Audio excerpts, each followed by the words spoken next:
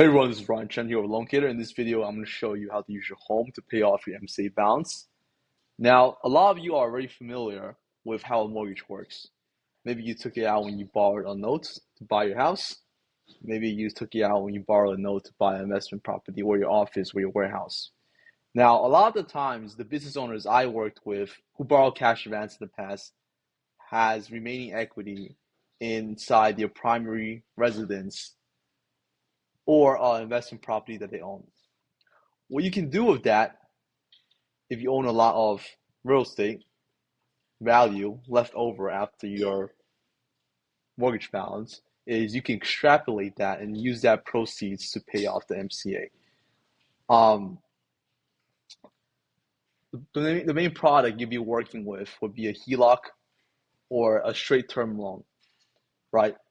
Priced behind the existing mortgage or priced as a, let's say, first note if you own the property outright. Now, when you're working with lenders that do this specific product like us, most often this is the terms you're going to be getting. You can go up to 80% LTV, which just means that if you own $1 million property, you own a property that's worth $1 million, you can extrapolate 800,000, and you can get either, like I said earlier, a HELOC or a straight term loan. Those products typically have 3 to 30 years for your payback period. You obviously can pay it back earlier if you choose to, or you can hold the note to the full maturity date. You pay it back earlier, there might be a prepayment penalty depending on the lender you work with. And if you choose to go down this route, you can get second lien or third liens lenders. And what this means is if you have a mortgage with Chase Bank,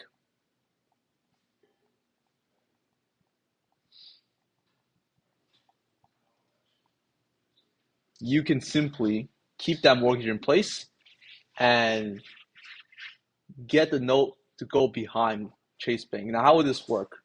Well, again, like I said earlier, most lenders that I know inside the space that lends on your primary residence for business purposes can go up to 80% LTV. And you basically subtract the difference between what you own currently from the maximum LTV. So going back to the example of 800,000, right? Let's say 800,000 is your max, but you own Chase Bank 400,000. Your property is worth $1 million. So $1 million, 80% of that is 800,000. After paying off Chase, you have 400,000, but you're not paying off Chase. You're keeping that in place, but you're taking out Chase. And the remaining difference is what the lender can actually provide to you before fees, right? Because you have to factor in the fact that closing has a cost, title has a cost, insurance has a cost, and the agent that provided you the loan, the originator, will also have a cost. So I hope you found this video helpful. Again, if you have a lot of MCA debt, I see a lot of business owners with a bunch of MCA debt not look into their primary residence as a means of getting out their balances, the money they own. And most lenders that you work with in this space are going to be lending to you from 8 to 13% per year. So this will be significantly cheaper than an MCA. With MCA, you're paying 50% over 6 months, 4 months, 12 months, maybe 18 months for the prime borrowers. But this is a much cheaper means of accessing capital. And these products are relatively quick. They're close enough in terms of